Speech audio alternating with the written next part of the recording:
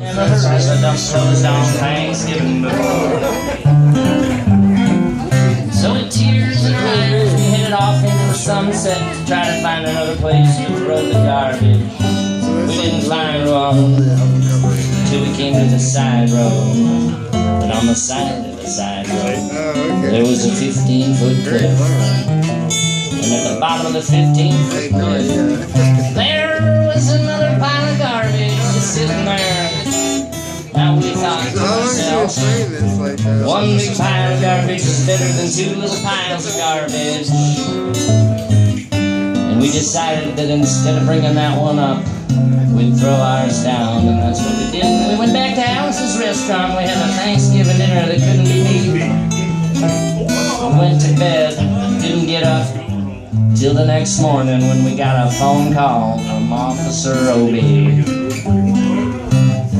He said to me, he said, "Kid, we found your name on an envelope at the bottom of a half-ton of garbage, and we want to know if you got any information." And I said, "Officer Obie, I cannot tell a lie. I put that envelope under that garbage." Now, after 45 more minutes, we finally got a little closer to the truth, and Obie told me I needed to come down to the police station and I needed to pick up the garbage. Now I got to thinking there's only one or two things that could have happened to me down at the police station, and the first one was that I could have been given a medal and a pat on the back for being so brave and honest on the telephone. I did not expect that.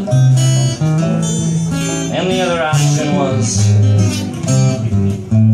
Obie could have bawled me out and told me never to be seen driving around this Tennessee with a half-ton pile of garbage.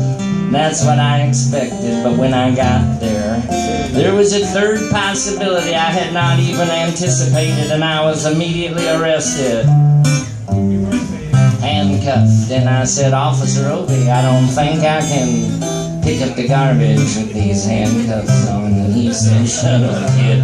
Get in the back of the squad car. We're going to the scene of the crime, quote unquote."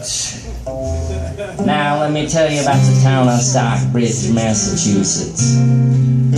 They got 2 police officers in 1 squad car. But when we got to the scene of the crime, there was 6 police officers, 4 squad cars, and it was the biggest crime ever to happen in the last 50 years in Stockbridge, and everybody wanted to be in the picture with the newspaper. So they was taking all kinds of fancy police apparatuses out, and they was taking tire tracks.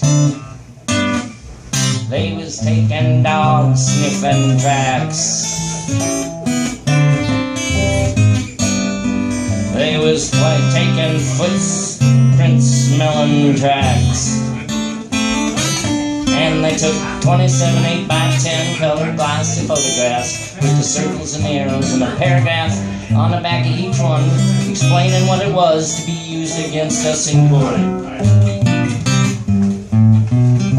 They took pictures of the approach, the getaway,